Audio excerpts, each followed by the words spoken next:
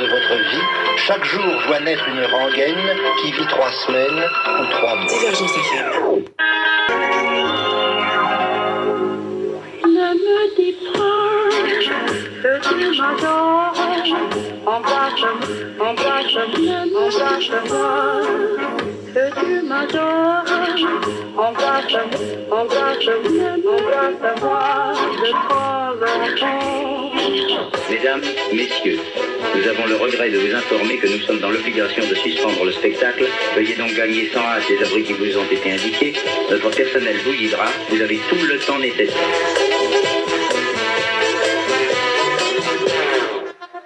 Et tout cela, Française, Français, c'est grâce à vous. Notre route est droite, mais la pente est forte. la NSA a espionné aussi l'Union Européenne à l'ancienne. La guerre continue. C'est la réforme, oui, la chienlit, non. La politique, on a l'impression que c'est comme le Tour de France. Fais les valises, on rentre à Paris. Nous ne voulons rien instrumentaliser. Je vous demande de vous arrêter. Nous avons décidé de ne pas mentir. La présidence de la République, ça n'est pas un radio-crochet. Ça, c'est une autre façon de faire de la politique. Si vous voulez appeler ça comme ça. Alors, quoi de neuf.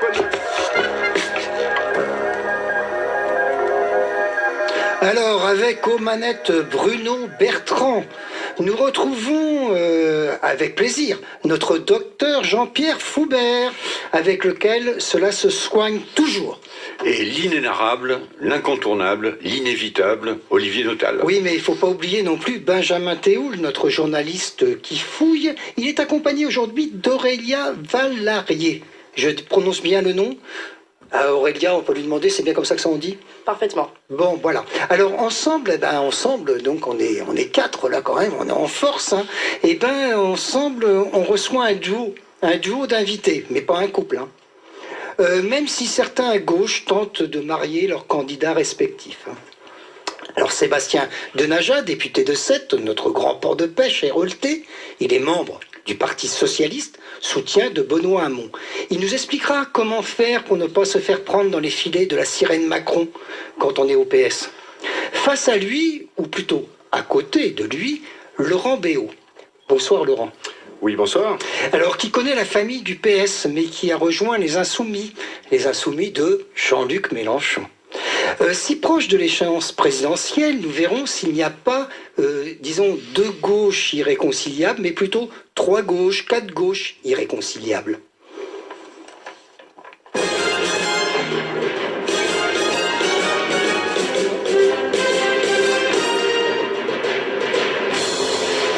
Alors tout d'abord, comment en est-on arrivé là ? Cette élection présidentielle ne ressemble décidément pas aux autres émissions. Ni d'ailleurs élection. Avant, il y avait des chefs incontestables, presque incontestés. C'était avant 2017. Les élections en France ressemblaient de plus en plus à une esquisse d'une copie Made in USA, avec les démocrates et les républicains. Je veux dire, le parti dit socialiste et le parti dit républicain, qui ne s'appelait pas comme cela. Alors, comme disait l'autre borgne, vous savez, le père de sa fille, c'était l'UMPS, en alternance aux affaires si j'ose dire. C'était simple, on votait à droite ou à gauche, même si certains trouvaient déjà que ce n'était pas assez à droite ou pas assez à gauche. Ils n'avaient aucune chance d'accéder, ces gens-là, aux commandes de l'Air France One. Alors, on se résignait à être de droite ou de gauche. Le centre, lui, était à droite, puisqu'il n'était ni de gauche ni de gauche. Or, pour cette nouvelle élection, de tous les possibles, voire de tous les dangers, le schéma habituel a implosé, plutôt que d'exploser. Le PS ressemble à un champ de ruines, genre Verdun, où ses membres sont irréconciliables et partent dans tous les sens opposés, se parjurent, la main sur le cœur. Ils ne soutiennent plus tous leurs candidats. Au nom de quoi d'ailleurs? De la peur de perdre sa place à l'Assemblée nationale? De ne pas être au nouveau gouvernement d'un trublion qui s'autoproclame ni de droite ni de gauche, mais qui ressemble à Mireille Mathieu, qui elle était en politique là où on l'a posée. Alors nous y voilà, avec le Macron ratisse tout et la marine nationale comme tout horizon d'un deuxième tour pathétique. Pauvre France, cher pays de mon enfance, Où êtes-vous passé, Hugo, Voltaire, Zola, Jaurès et tant d'autres? Or, peut-être, il y aurait pu avoir une autre issue, mais ce serait dans un autre monde, où la gauche ne serait plus aussi bête qu'elle le dit. Je veux dire une gauche, la vraie, celle qui s'étend de Benoît Hamon et Yannick Jadot aux gauchistes exaspérants.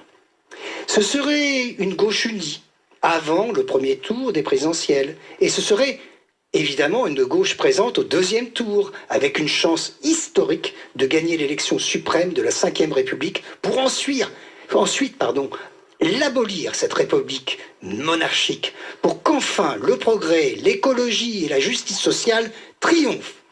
Ah, un deuxième tour idéologique entre Emmanuel et JLBMH. Oui, mais il y a un mais. Benoît et Jean-Luc ne sont pas d'accord, mais pas du tout pour se rassembler. À qui la faute ? Car au niveau des programmes, des idées, des positionnements, rien ne paraît incompatible, me semble-t-il. Comme Jacques Généraux ou Thomas Piketty, les conseillers économiques des deux candidats, ils ont quand même beaucoup de points communs, il me semble.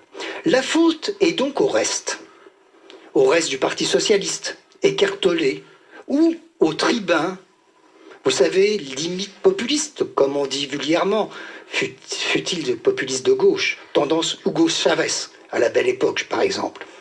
Tiens, ça la tombe bien, ils sont venus nous voir. Enfin, leurs représentants.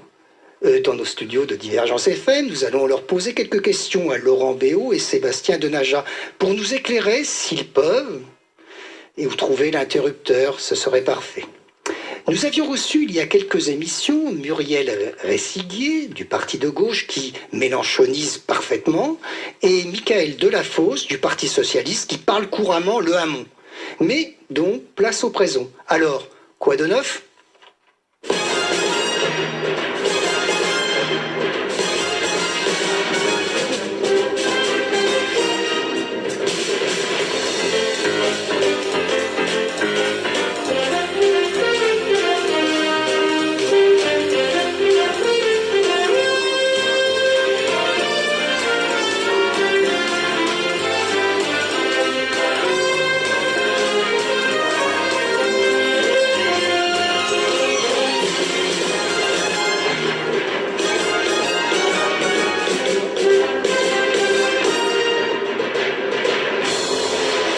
Alors, comme d'habitude, je vais pas laisser la parole à mon ami Jean-Pierre Faubert, avec qui cela se soigne. Alors Jean-Pierre, ça se soigne entre Hamon et Mélenchon ? Alors le problème, c'est que l'intelligence ne se soigne pas avec des médicaments. Mais bon, ça c'est disons que c'est le concept même de la démocratie. Je voudrais faire un petit retour historique. Cette distinction qui peut exister entre Hamon et Mélenchon, elle n'est pas liée à l'actualité. Elle est beaucoup plus ancienne. Je pense que ça a démarré, pour des raisons sur lesquelles je ne vais pas m'étendre, mais au moment du congrès de Tours en 1920. C'est-à-dire qu'à ce moment-là, il y a eu une séparation entre ce qui est devenu le Parti communiste, dont je rappelle qu'il était majoritaire au congrès de Tours. C'est pour ça qu'ils ont récupéré l'Humanité, qui était le journal fondé par Jaurès, et la tendance, disons, Blum, qui va devenir le leader incontesté de ce qui s'appellera la SFIO, c'est-à-dire la section française de l'Internationale ouvrière, qui sera dissoute d'ailleurs en 71 au moment du congrès d'Épinay, et quand Mitterrand va effectivement mettre la main sur ce qui deviendra le Parti socialiste. On a vu ces ruptures au moment du Front populaire, où effectivement, par exemple, les communistes ont un soutien critique, mais ne participent pas au gouvernement. La seule exception de rassemblement, c'est effectivement la Libération, avec un gouvernement composite, dont le patron est De Gaulle, le De Gaulle du 18 juin, pas celui du coup d'État du 13 mai 58, et où on retrouve donc les communistes, les socialistes, même d'ailleurs les MRP qui deviendront les CDS, plus tard les giscardiens, en gros pour aller vite. Et donc, on assiste à cette concurrence. La catastrophe, c'est pour le Parti socialiste, c'est 1969. Pour une raison qui est évidente, c'est que le PS s'est complètement disloqué. On a une candidature un peu d'un monsieur X qui est en fait Gaston Defferre et qui fait 5% des élections. Et le leader dans cette élection, à gauche, c'est Jacques Duclos qui représente le Parti communiste et qui, à quelques pourcentages près, aurait pu participer au second tour. Et donc en 69, on a une bagarre entre Georges Pompidou et, disons, la droite, pour aller vite. Et Alain Poher qui était président du Sénat et qui avait assurer l'intérim. C'est vrai que les relations donc entre une gauche plus radicale avec des racines du PC et le PS ont donné lieu à des rivalités, et c'est vrai que François Mitterrand, qui a initié donc le programme commun de la gauche à la fin des années 72 et 73 avec les radicaux de gauche, va essayer de réunifier cette gauche avec un effet peut-être d'ailleurs voulu par François Mitterrand, qui était l'asphyxie complète du Parti communiste qui va tomber dans des pourcentages très faibles. Je vous rappelle qu'il y a 25 ans ou 30 ans, le poids du Parti communiste et du Parti socialiste dans la région, par exemple ici Languedoc-Roussillon, c'est à peu près 50-50. Même si on prend la ville de Montpellier, on s'aperçoit qu'il y avait des fiefs communistes qui sont maintenant complètement effondrés.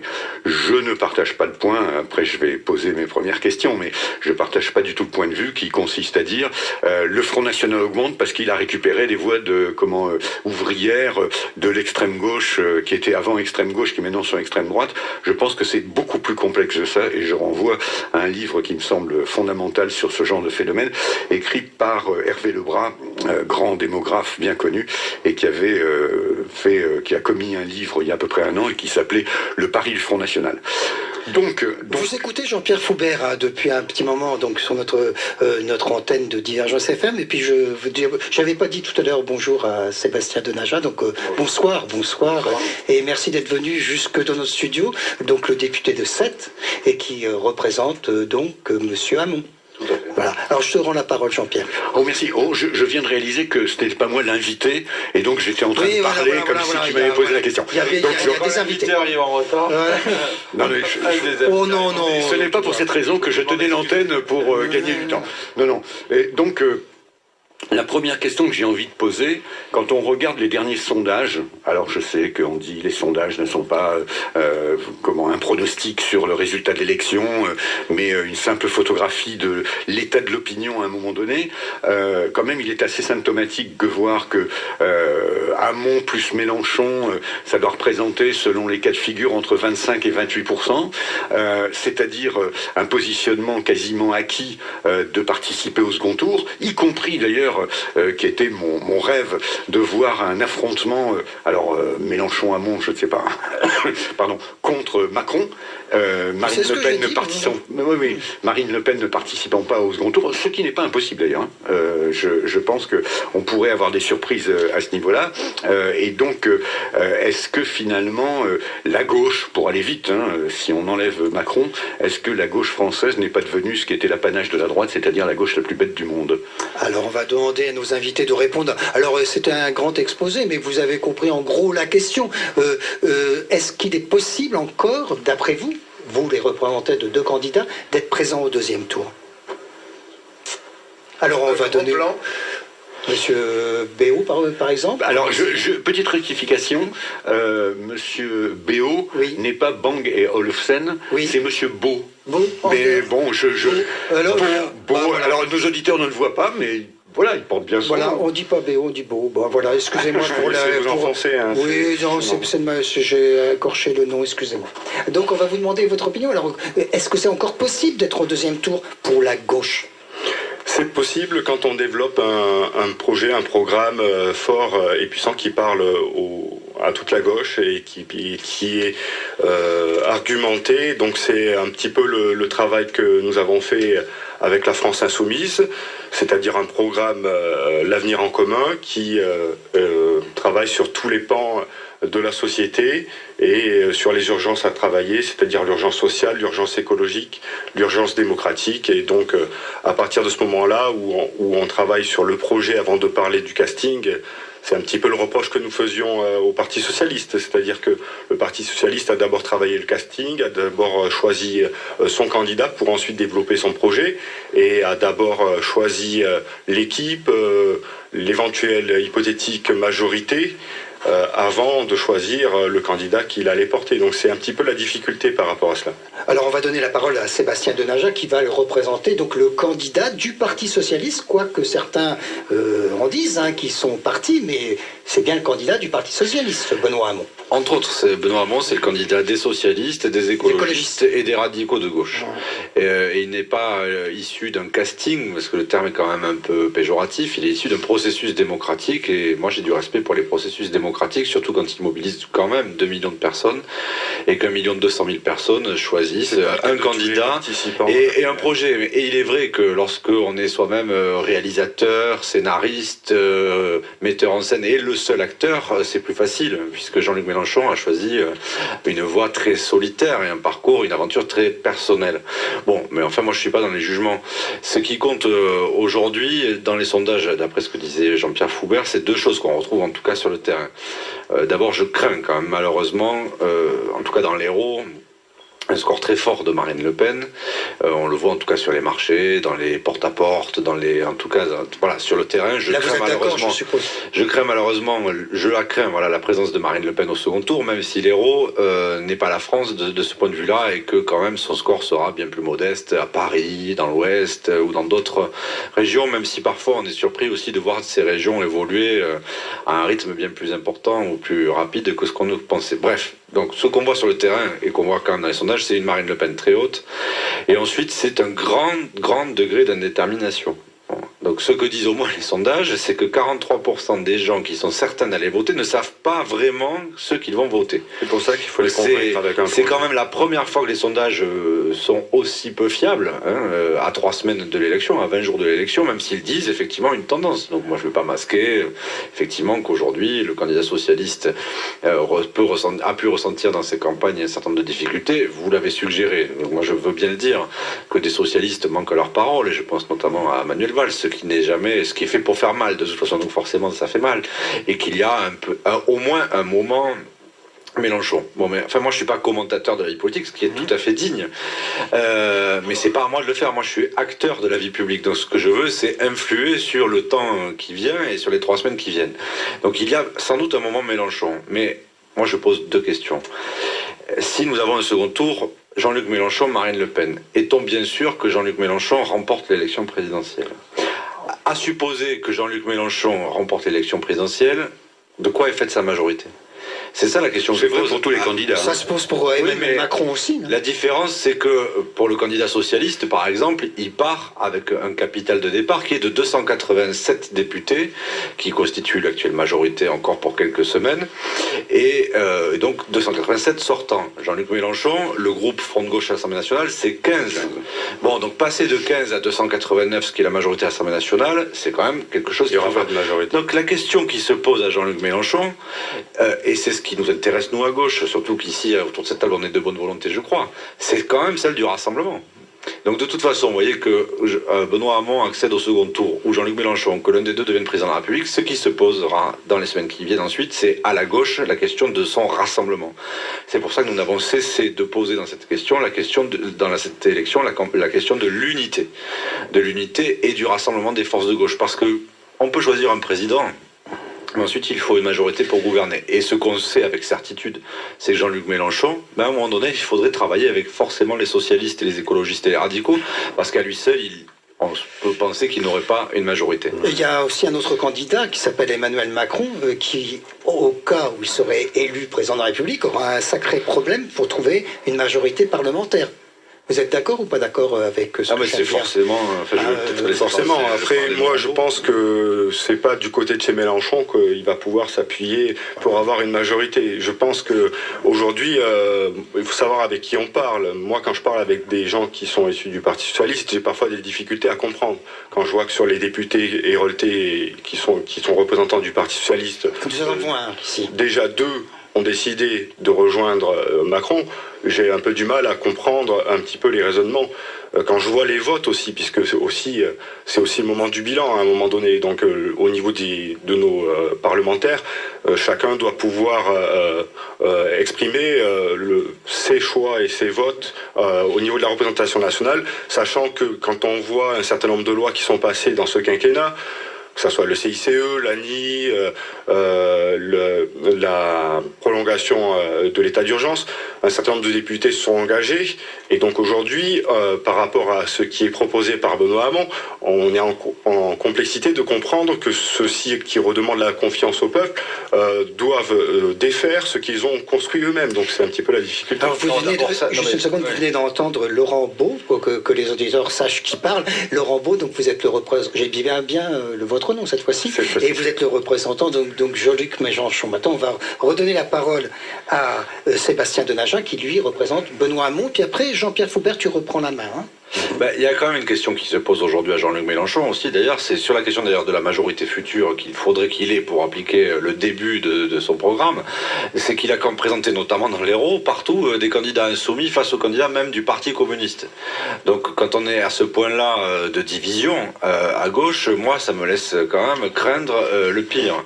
Donc c'est pour ça que nous appelons au contraire au rassemblement des forces de gauche, et y compris avec les communistes, les écologistes, les radicaux de gauche, comme on a su le faire dans les heures plus heureuses où la gauche savait se rassembler, comme elles ont été rappelées tout à l'heure par Jean-Pierre Foubert. Donc ces questions-là, elles nous détournent un peu du fond, parce que c'est vrai, dans les 3 semaines qui viennent, il faut parler d'abord des projets, des programmes, etc. Mais c'est une question fondamentale, parce que après vous êtes rattrapés, les utopies sont rattrapées par la réalité, notamment institutionnelle. Pour qu'un président puisse gouverner, il lui faut une majorité.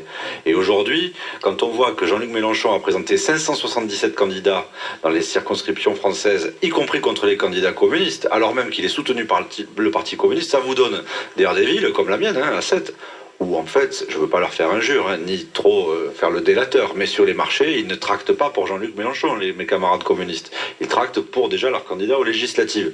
Donc quand même, il y a un drôle d'état d'esprit dans cette campagne. Donc moi, je veux rester sur le discours de l'unité et du rassemblement, parce qu'il y a des convergences possibles sur le fond avec ce que propose notamment Jean-Luc Mélenchon. En revanche, il y a des désaccords majeurs sur la question européenne, sur la question de la frontière. Ça, on verra ça tout à l'heure grâce à notre ami Benjamin Théoul, qui animera ce débat en deuxième partie. Une des premières propositions du programme de l'avenir en commun de Jean-Luc Mélenchon, c'est de réunir une constituante pour... oui, mais il faut la faire élire d'abord, la constituante. Hein. C'est la même question du coup sur l'élection. On verra ça si vous interrogez. Ah, ils sont tirés au sort. Oui. En deuxième partie d'émission, on va rendre la parole à Jean-Pierre Foubert. Ça sera plus l'objet de la seconde partie. Moi, je voudrais terminer un petit peu sur, disons, l'ambiance et l'actualité. Une question à Sébastien Denaja. Est-ce que finalement, le principe d'une primaire, c'est pas une erreur de la part du parti qui est au pouvoir, et que la primaire, c'est plutôt pour faire émerger un leader dans l'opposition? Ah bon, je suis tout à fait d'accord. Moi, je pense que c'est le Parti socialiste qui a inventé la primaire en France. C'est nous qui l'avons inventé. Quand il était dans l'opposition. Oui, et nous étions les premiers donc à l'avoir fait en France, ce nouveau processus démocratique. Moi, je fais partie de ceux, effectivement, qui disaient que du moment qu'il y avait un président sortant, il devait se représenter d'abord parce qu'en démocratie, il faut rendre des comptes. D'ailleurs, une des difficultés de la campagne aujourd'hui, c'est que finalement, le bilan est escamoté. Or, ce bilan, il faut pouvoir le critiquer, et c'est bien normal, mais il faut aussi pouvoir le défendre. Bon, donc je pense que c'est une des difficultés de la campagne actuelle, parce que comme le sortant lui-même, finalement, a renoncé à y aller, ça crée une difficulté de fond dans le débat qui nous est présenté. Mais moi, je pense effectivement que François Hollande aurait dû pouvoir être le candidat du Parti socialiste hors primaire, parce qu'il était le président en exercice. D'ailleurs, ici, un des arguments qui fait qu'il a renoncé, c'est qu'on imagine mal un président en exercice faire des plateaux ou des débats télé comme on l'a vu, et en même temps s'occuper des affaires de l'État, etc. Ceci étant dit, si je peux me permettre de vous interrompre, François Hollande n'a pas marqué un soutien fort auprès du candidat qui est issu de la primaire, et c'est un peu dommageable. François Hollande, en tout cas, il a reçu un seul candidat à l'Élysée, c'est Benoît Hamon. C'est la seule chose que je sais. En politique, ce qui compte, ce sont les actes. Et ce que je veux terminer aussi par là, la primaire, la difficulté, si elle d'ailleurs elle marche pas aujourd'hui, si elle permet pas de faire émerger avec totalement la force nécessaire les candidats issus soit de la primaire de gauche, soit de la primaire de droite, c'est que le paysage reste fragmenté, puisqu'on voit que on peut s'émanciper. Or, aux États-Unis, la force de la primaire démocrate ou républicaine, c'est qu'elle rassemble en fait déjà les deux seules vraies forces politiques du pays. Or aujourd'hui, la France, elle a un paysage politique totalement éclaté qui fait penser plus à la 4e qu'à la 5e. Oui, c'est ce que j'ai expliqué dans ma petite chronique d'introduction. Si vous voulez bien, on fait une petite interruption et puis Jean-Pierre va nous parler de quelque chose afin de reprendre un débat avec Benjamin Théoul. Oui.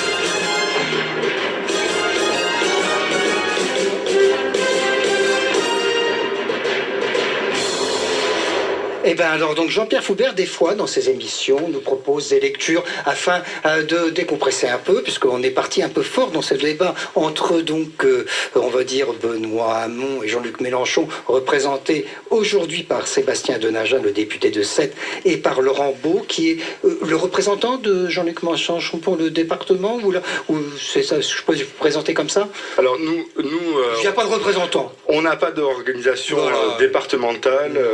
On a construit un mouvement qui part de la base et qui va vers le haut. Quand la France Insoumise s'est créée, elle s'est créée sous la forme de groupes d'appui, d'amis qui se réunissent, qui débattent, qui proposent des actions. Et on va donner la parole à Jean-Pierre Foubert qui justement essaye de nous faire respirer de temps en temps dans cette émission en proposant par exemple des lectures ou des citations. Donc là c'est une petite lecture. Ou du jazz, non? Oui, du jazz, oui, non, c'est pas le cas. Vous avez reconnu le générique de Manix. C'était Manix. Ah. Et donc, non, je voudrais juste vous lire un tout petit texte, et puis après je vous dirai d'où cet extrait. Ce qui engendre la croyance en des choses certaines, qui fait le sens commun, engendre également un sentiment parfait qui repose sur une persuasion de la vérité des choses. Sans elle, tout n'est en l'âme que fluctuation. De là encore la nécessité du dogme qui donne aux esprits la règle inflexible du jugement. Alors ce petit texte, il est extrait d'une série de lettres qui m'ont fait beaucoup transpirer et pleurer des larmes de sang quand j'étais étudiant et que j'étudiais le latin. C'est un jeune auteur encore. C'est un jeune auteur, oui, j'aime bien aller chercher des textes comme ça. C'est un dénommé Sénèque qui avait été conseiller de Néron et qui s'est séparé de Néron et qui malheureusement quelques mois avant son suicide, à l'époque c'était très courant, a écrit ce texte donc en 65 après Jésus-Christ. Je trouve que pour un texte qui a 2000 ans, c'est assez intéressant sur le problème du rapport avec le dogme qui rassure les gens dans leur comportement et notamment électoral. Merci Jean-Pierre.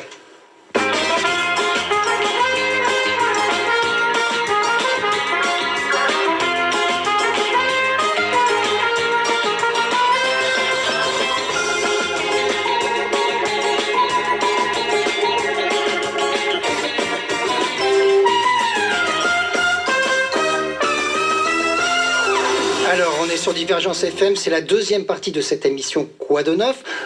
On va donner la parole à Benjamin Théoul, mais d'abord Jean-Pierre Foubert a encore quelque chose à rajouter. Oui, j'ai oublié de vous dire que donc ce texte est extrait d'une série de lettres que Sénèque a écrit à Lucilius, qui était un de ses amis, et qui est paru donc, ça s'appelle simplement Lettre à Lucilius de Sénèque, et c'est paru aux éditions Mille et une nuits. Voilà. Et c'était pas Lettre de Benoît Hamon à Jean-Luc Mélenchon. Donc, je vous en prie, monsieur Théoul, c'est à vous. Très rapidement, oui. Moi, j'attends plutôt une réponse courte. Je m'adresserai à Sébastien Denaja, mais plutôt aux militants socialistes qu'aux parlementaires.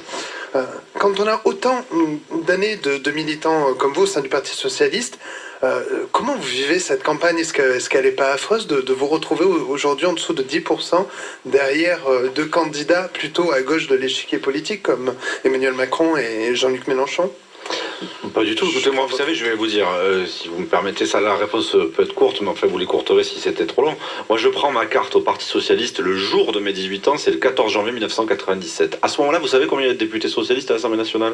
53. Parce que c'est l'Assemblée nationale issue de 1993. Donc moi j'adhère au Parti Socialiste, il est plus que dans l'opposition, il est écrabouillé à l'Assemblée nationale. En janvier 97, je n'imagine pas, le jour de mes 18 ans, que Jacques Chirac, quelques mois après, va dissoudre et qu'en fait, la gauche va revenir majoritaire quelques mois après. Oui, donc si vous voulez une précision à cette époque-là, celle de 93, si mon souvenir est bon, il y a 23 députés dans la région Languedoc-Roussillon, 2 sont à gauche, ou classés à gauche, Gérard Sommade dans la 4e circonscription de l'Hérault et Henri Sicre dans les Pyrénées-Orientales. Toutes les autres circonscriptions sont à droite. C'était encore Jean-Pierre Vaubert. Ce que je veux dire, c'est que dans la vie justement d'un militant, il y a des hauts, il y a des bas. Et aujourd'hui, moi, si vous voulez, je suis un militant, et donc je combats. Bon voilà, donc j'essaye d'abord de défendre le projet de Benoît Hamon, de défendre l'idée qu'il faut que la gauche soit au second tour, parce que je crois en fait que dans la confusion ambiante, il faut justement des propositions claires. Donc je me pose beaucoup moins de questions que celles qu'on pourrait se poser quand on est journaliste ou commentateur ou politiste, parce que je suis dans l'action. Voilà, je suis sur les marchés, je suis à la radio, je suis là où on m'invite pour parler du projet de Benoît Hamon de la gauche.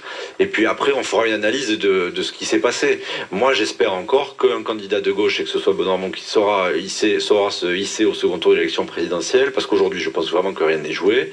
Et donc voilà, aujourd'hui, je suis un militant. Un militant, c'est son origine, justement, c'est l'idée de quelqu'un qui se bat.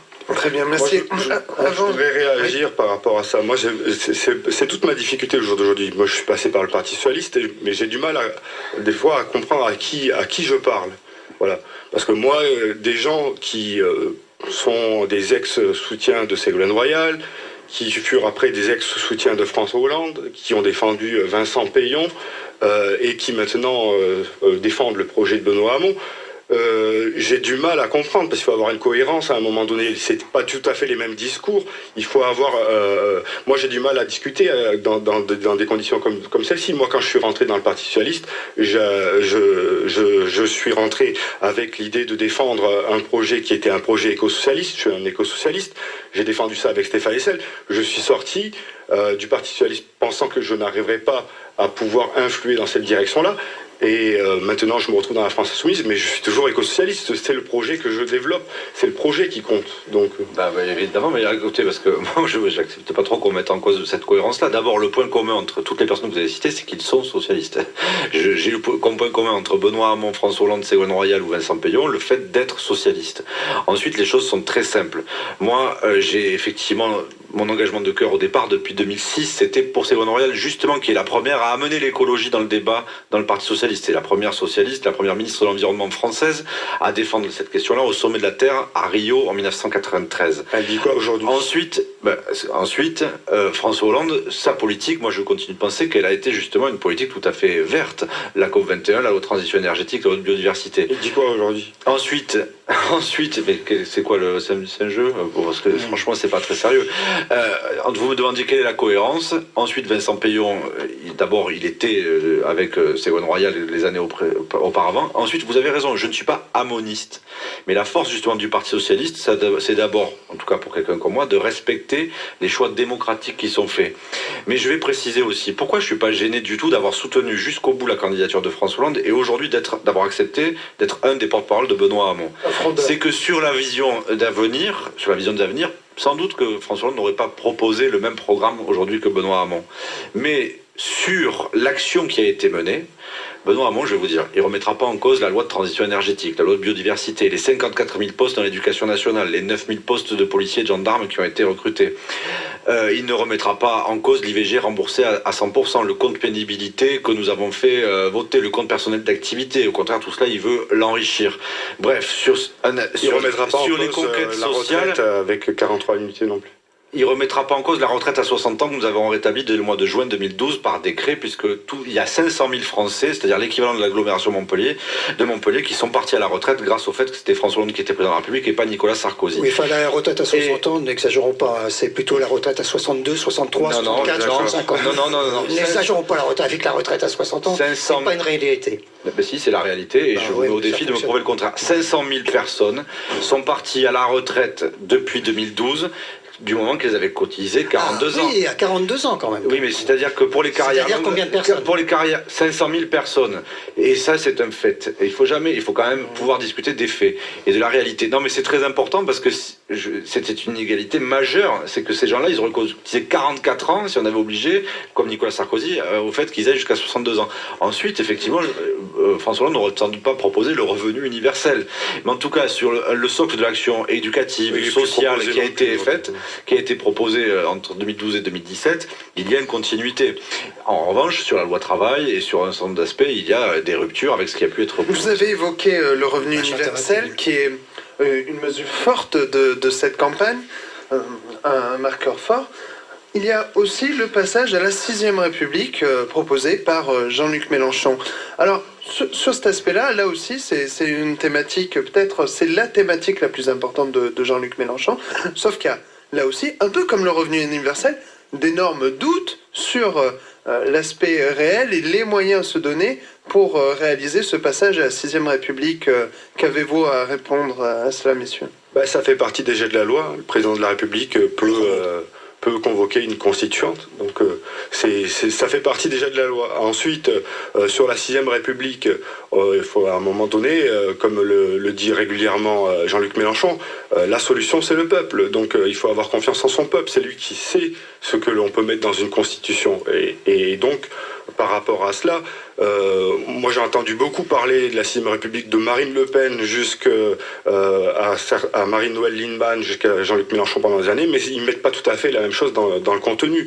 Je pense que sur ce point-là, c'est là où peut-être on a le moins de divergence avec le Parti Socialiste. C'est que aujourd'hui, la constitution actuelle ne correspond pas à l'époque dans laquelle on vit. C'est une constitution qui a été faite pour le général de Gaulle et qui collait à une période, à une époque. Elle est même dangereuse sous certains aspects par rapport à un certain nombre de pouvoirs que le président de la République peut avoir dès son élection. Donc aujourd'hui...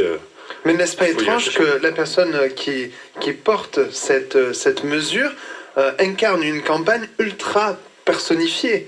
On retient à peine la France insoumise. Moi, ça m'amuse beaucoup le jeu des égos, parce que quand on regarde l'avenir en commun, je vois aucune tête. Mais je regarde tous les autres programmes, vous verrez, il y aura des têtes. Si je regarde les brochures... Alors Laurent Beau nous montre des brochures, mais on n'est pas à la télévision, mais à la radio. Donc je vous dis qu'il y a des brochures quand même. Il y a un seul nombre quand même. En tout petit. On va pas le lui reprocher. En tout petit. Oui, voilà, on voit les différences. Donc Sébastien Denaja, est-ce qu'il faut basculer vers une 6e République ? Mais moi je crois profondément à la question du renouveau démocratique. Vous savez, justement, quand je soutenais Ségolène Royal dès 2007 et qu'on proposait la démocratie participative, tout le monde se fichait de nous, notamment au Parti Socialiste d'ailleurs. On disait, mais enfin, on est d'abord un système de démocratie représentative. Aujourd'hui, tout le monde n'a que démocratie participative à la bouche. Le café citoyen, l'agora citoyenne, d'ailleurs, tout est citoyen. La radio je ne peux pas dire ça à Montpellier, mais est-ce qu'il n'y a pas de digression locale dans mon propos? Mais enfin, bon, en tout cas, on voit que sur ce sujet-là, on avait sans doute 10 ans d'avance par rapport aujourd'hui à un jeu politique qui se fait beaucoup autour de ces questions-là. Donc moi, je crois beaucoup à cette nécessité d'un renouveau démocratique. Vous savez, je pense qu'en profondeur, on vit un moment de crise politique, en fait. Et cette élection présidentielle en est le reflet. Et le fait que 3 des forces politiques en présence qui ont une forme de dynamique, en fait les 3 forces politiques qui sont exclues de la représentation nationale, dit beaucoup. Marine Le Pen, il y a 3 députés du FN à l'Assemblée nationale et elle serait peut-être entre 28 et 30%. Il y a un candidat qu'on va positionner comme étant quand même plutôt centriste. Or, le centre à l'Assemblée nationale, il est quasi inexistant. Et ensuite, il y a Jean-Luc Mélenchon, dont on parlait à l'instant. Et je le disais tout à l'heure, il y a 15 députés Front de Gauche à l'Assemblée nationale, et encore, en fait, ils ne sont pas tous du Front de Gauche. C'est avec beaucoup de... Parti communiste aussi. C'est aussi en bonne intelligence avec le Parti Socialiste que le Parti communiste a pu fonder un groupe, sinon il n'aurait pas de groupe à l'Assemblée nationale. Les écologistes, d'ailleurs, avec Jean. Non, eux, ils ont pu le constituer d'eux-mêmes, puisqu'il y avait eu un accord à l'époque qui a permis de faire élire au moins 18 députés écologistes, mais en tout cas, sans le renfort de quelques collègues d'outre-mer pour le groupe Front de Gauche, il n'y a pas de groupe Front de Gauche à l'Assemblée nationale. Ça, tout le monde, bon, c'est pas très important, mais en tout cas, ça dit beaucoup. Et je pense que l'épuisement de la 5e République aujourd'hui, c'est que le système, d'abord, ne représente pas suffisamment les femmes, même si on a voté une loi qui, on va le voir, va produire ses effets. On a doublé les sanctions financières pour les partis qui ne respectent pas la parité aux élections législatives prochaines. Donc ça, c'est la loi du 4 août 2014, dont j'étais rapporteur de Najat Vallaud-Belkacem sur l'égalité réelle entre les femmes et les hommes. Ça va produire ses effets, mais ça ne représente pas suffisamment les femmes. Il n'y a pas très peu de diversité sociale, très peu de diversité tout court, et puis des forces politiques qui sont quasiment absentes. D'où l'idée que dans une future 6e République, il faut absolument au moins une dose de proportionnel. Engagement qui n'a pas été tenu pendant ce quinquennat-là, parce que d'abord, les réformes institutionnelles ont toutes été bloquées par la droite. Celle du Conseil supérieur de la magistrature, sur le vote des étrangers aux élections locales, là aussi, il n'y avait pas de majorité au Parlement pour la faire voter, et sur l'introduction d'une dose de proportionnelle, là non plus, il n'y avait pas de consensus au Parlement. Donc là, sans doute que la voie préconise.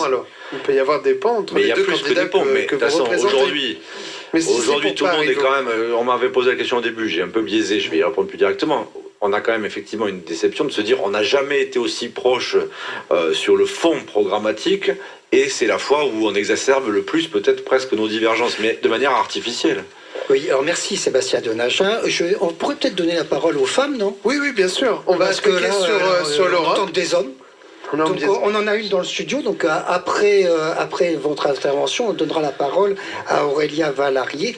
Et évidemment, Aurélia va nous parler d'Europe. Justement, on va s'interroger sur les raisons un peu du désintérêt envers l'Europe. On en entend peu parler dans cette campagne. Puis les résultats de la participation aux élections européennes, les chiffres sont plutôt alarmants.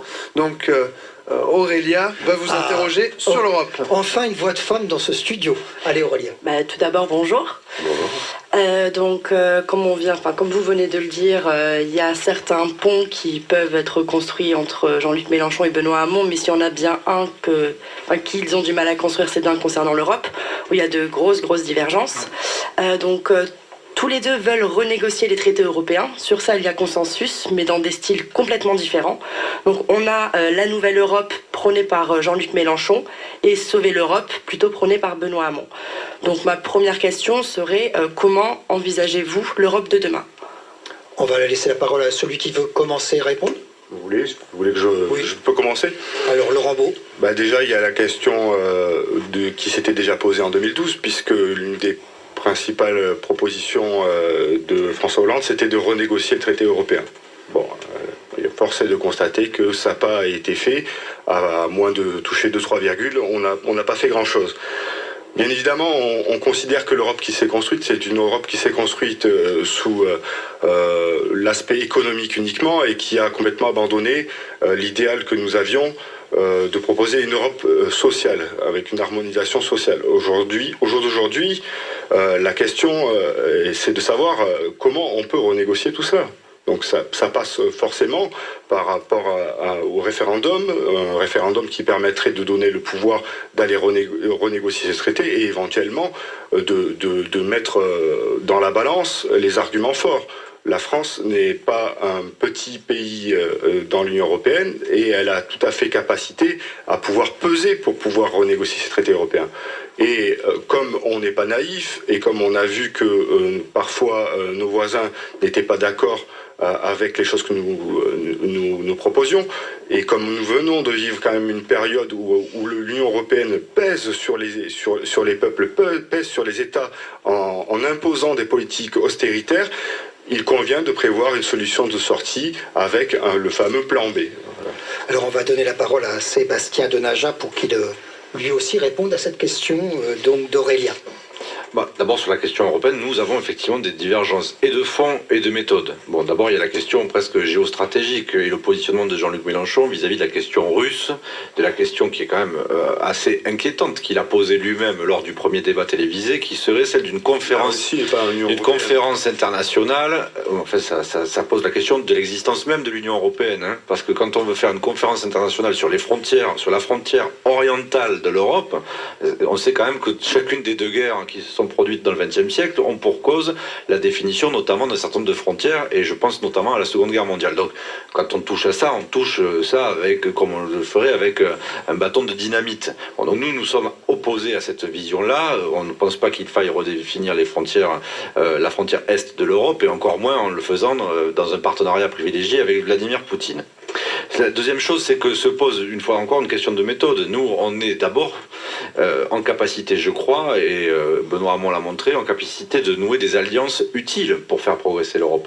Il l'a montré lorsqu'il s'est rendu à Berlin dernièrement, d'abord pour dire à Angela Merkel qu'il a reçu que lui était opposé à la logique austéritaire qu'elle avait pu défendre ces dernières années, mais en revanche, la même après-midi, il recevait le soutien de Martin Schulz, le patron du SPD, des sociodémocrates allemands, avec lequel, s'il devenait chancelier, on a la possibilité de bâtir effectivement, et là on peut converger au moins sur le terme, une Europe nouvelle. Alors une Europe nouvelle, c'est quoi? D'abord, c'est une Europe avec Benoît Hamon, qui telle qu'elle s'est constituée à l'origine, en 1950 d'abord et 51, avec le traité sur la communauté européenne du charbon et de l'acier, eh bien là, il y aurait à mettre en commun une question majeure qui doit être mutualisée, en tout cas, et dans sa réflexion et ensuite dans les solutions qui sont préconisées, c'est la question énergétique. Donc nous sommes pour poser sur la table. La première chose, c'est un traité énergétique européen. Bâtir l'Europe de l'énergie. Bâtir des convergences nouvelles sur la question de la défense européenne. Bâtir ensuite une politique nouvelle sur la mutualisation des dettes souveraines des États. Bref, la Grèce, par exemple ? Oui, évidemment. Et c'est surtout bâtir une gouvernance démocratique de la zone euro par carrément une nouvelle assemblée parlementaire et donc permettre une démocratisation de la gouvernance même de la monnaie européenne, qui effectivement crée un certain nombre de difficultés aujourd'hui et qui n'est pas dans la politique monétaire européenne n'est pas orientée prioritairement vers la croissance et l'emploi. Et parce qu'on est sur une logique très allemande, et on la comprend depuis la Seconde Guerre mondiale, qui est anti-inflation en fait, qui se limite à surtout pas d'inflation en Europe.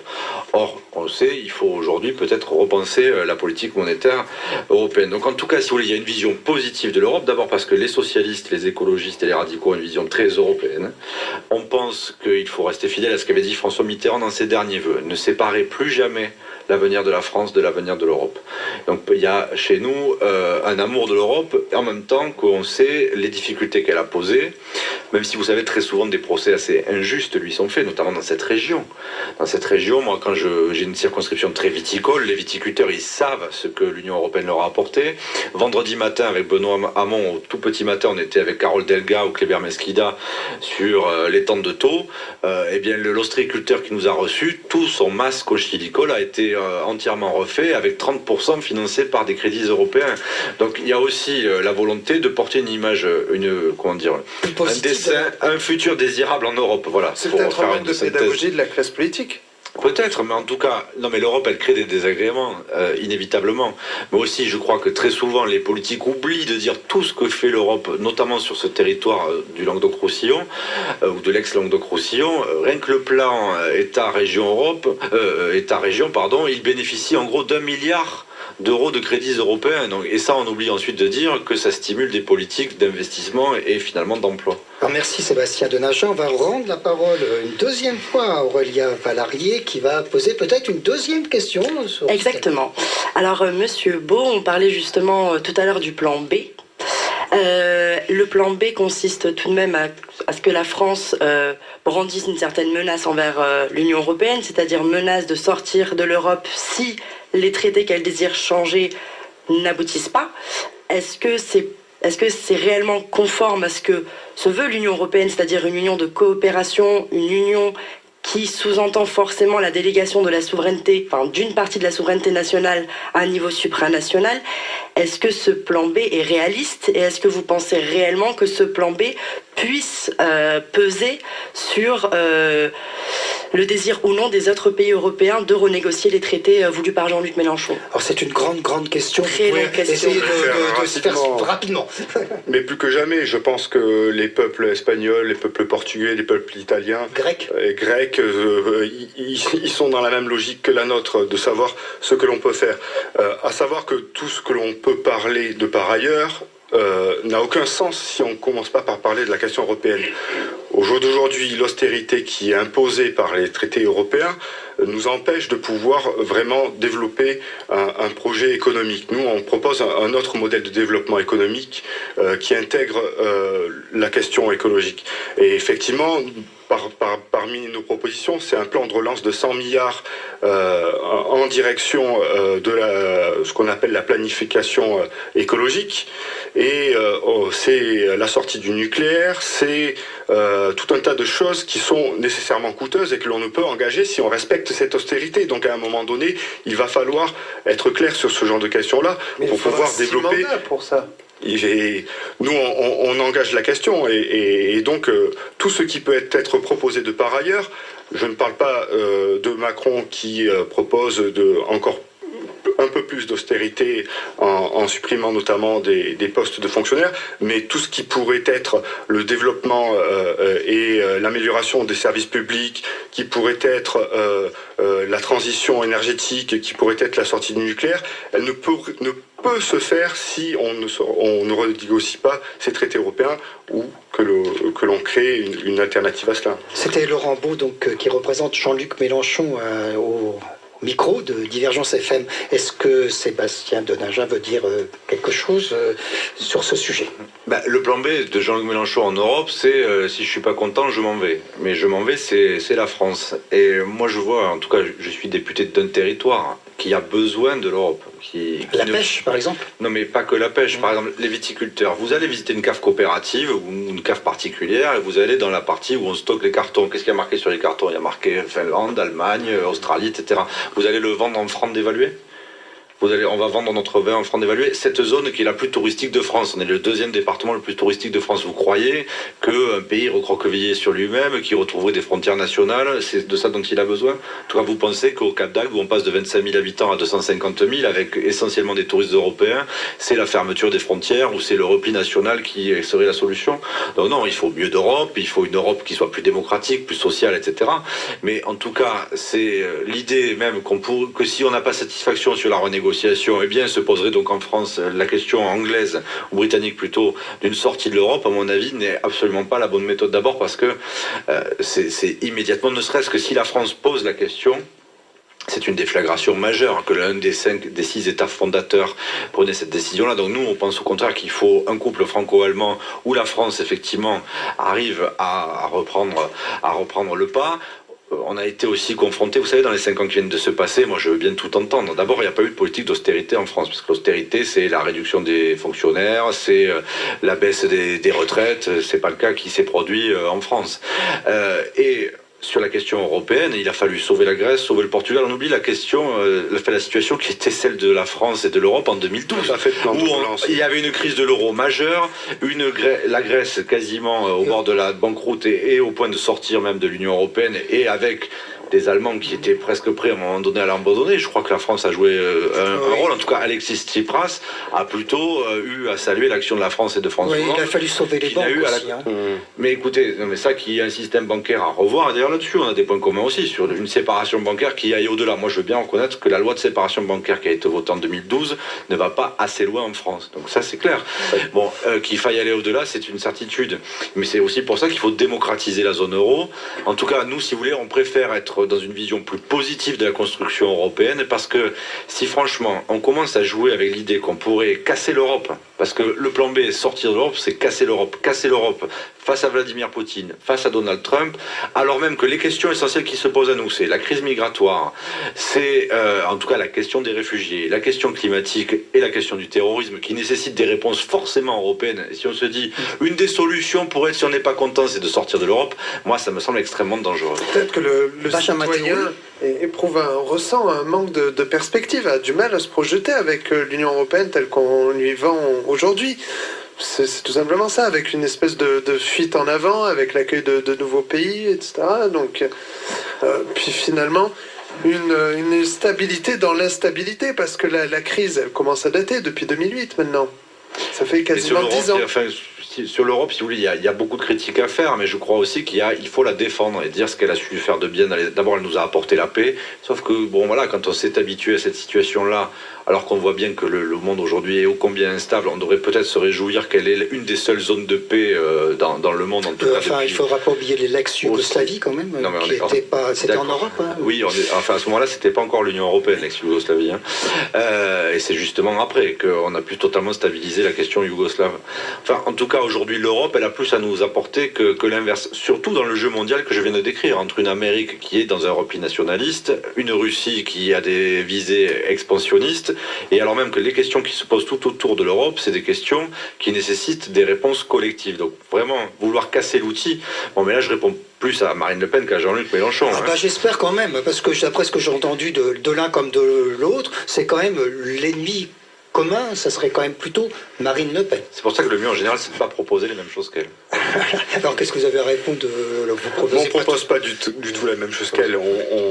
On sait que pour peser dans la balance, il faut mettre quelque chose dans la balance. Donc la France, c'est pas rien à mettre dans la balance. Au jour d'aujourd'hui, quand on parle de la politique agricole commune, je veux dire, on est autant contributeurs que bénéficiaires, donc on va pas raconter d'histoire. Et donc par rapport à la taille de notre pays, par rapport à ce qu'on met dans le pot commun, on a quand même quelque chose à faire valoir et on n'est pas obligé de se faire imposer les visées austéritaires de Madame Merkel. On va donner la parole à Benjamin Théoult, mais attention, on arrive à la fin de cette émission. Vous avez qu'une heure, ça passe relativement vite avec nous, hein, j'espère. J'espère que vous pouvez vous exprimer autant que c'est possible en une heure, bien sûr. Alors on va donner la parole à Benjamin Théoult, après on viendra avec Jean-Pierre Foubert et on conclura doucement cette émission. Benjamin. On va faire une petite analyse sur la campagne, du moins la campagne à ce jour. On sent un Benoît Hamon qui a des difficultés, qui peine à être audible. On sent aussi un engouement, une dynamique autour de Jean-Luc Mélenchon qui semble incontestable, mais en 2012, il y avait exactement le même engouement, avec les plages à Marseille qui étaient pleines pour son meeting, le Capitole à Toulouse qui, dans les rues, débordait de monde pour écouter Jean-Luc Mélenchon, mais à l'arrivée, ça fait 11%. On a eu Mera au passage. On a eu les assassinats de Mera qui ont fait que les thèmes de campagne ont glissé vers le sécuritaire et vers la question du terrorisme et qui ont cassé un certain nombre de dynamiques, notamment à gauche. Oui, mais malheureusement, vous savez que tous les jours la menace guette. Et donc de toute façon, ça veut dire aussi que la gauche ne doit jamais abandonner aussi la question de la sécurité parce qu'elle menace tous les Français, quelles que soient leurs conditions sociales, leurs origines. Et que si c'est ça qui a cassé la dynamique de Jean-Luc Mélenchon à l'époque, c'est peut-être que justement il n'avait pas une réponse globale sur le sujet. Or, il faut justement, même quand on est un candidat de gauche, penser la question. Mais évidemment, non, mais je dis pas qu'il n'a pas été digne, mais enfin, je veux dire, ça n'aurait pas dû pouvoir, en tout cas, être un argument opposé à cette dynamique-là. La réponse actuelle de l'état d'urgence, elle est relativement limite. Hein. Vous avez voté un amendement, notamment sur la censure et sur la possibilité de l'administration. Il a été retiré. Oui, mais alors, en fait, je veux bien me justifier. Mais messieurs, je vois qu'on est allé chercher pour faire sa petite fiche avant de venir. Mais sur le sujet-là, c'était un amendement très maladroit, effectivement, mais en tout cas qui visait juste à maintenir le texte de 55 tel qu'il existe pour empêcher ce qu'a fait BFM, c'est-à-dire de diffuser en direct des images qui ont mis en danger les otages. Et donc, on a essayé maladroitement de trouver un texte qui permettait effectivement, oui, moi j'assume, à l'administration d'empêcher la diffusion en direct d'une image. Sauf que l'article, effectivement, il allait jusqu'à rétablir une forme de censure. Donc je peux le dire, oui, dans le quinquennat, au moins une énorme connerie, c'était de signer ou de co-signer cette. Alors vous voyez, on a le droit de faire des bêtises, même quand on est député, on peut dire des bêtises. Enfin, si je suis un censeur de la presse, si vous voulez. Mais alors maintenant, vous êtes à Divergence FM, vous avez remarqué que nous, on vous laisse parler, on vous censure pas, heureusement. Par contre, Benjamin, je suis désolé, c'est vraiment une minute, hein, pas plus, parce qu'après, il y a Jean-Pierre Foubert. Sur les législatives, bon, il y aura des candidats France Insoumise et qui garderont le statut France Insoumise. Mais pour vous, Sébastien Denaja, est-ce qu'un accord peut être possible avec Emmanuel Macron, par exemple ? Écoutez, moi, attendez, je me pose des questions au moment où elles se posent. Ma famille, c'est le Parti Socialiste. D'abord, ce que je souhaite sur ma circonscription, c'est d'abord que le rassemblement qui s'opère au niveau national avec les radicaux de gauche et les écologistes s'opère également, parce que c'est bien d'avoir une cohérence et locale et nationale. Moi, vous savez, je siège au conseil municipal à 7 avec les communistes, avec donc le front de gauche. Moi, l'unité de la gauche, ça m'a jamais posé de difficulté. Ensuite, Macron, pour l'instant, je ne sais pas où lui-même va choisir de se positionner. Vous savez, on va avoir une réponse très claire qu'il donnera vers le 15 mai, s'il était président de la République, c'est qui est son Premier ministre et où son groupe parlementaire s'assierait. Est-ce que c'est à gauche ou est-ce que c'est à droite? Moi, je sais où je suis assis aujourd'hui. Alors, voilà, en plein milieu. Laurent Beau, un dernier mot, puis après je donne la parole à Jean-Pierre Foubert, on conclut cette émission. Mais un dernier mot, vous aussi, pour les législatives, vous avez des candidats donc prêts? On a des candidats prêts, naturellement, pour défendre surtout un projet, puisque nous, on considère que cette campagne, c'est une campagne unique entre l'élection présidentielle et l'élection législative. Et donc, par conséquent, on a un projet fort à développer, et donc on aura des candidatures. On aura l'occasion sur Divergence FM de reparler quand on arrivera aux législatives. On aura peut-être l'occasion de vous recevoir à nouveau.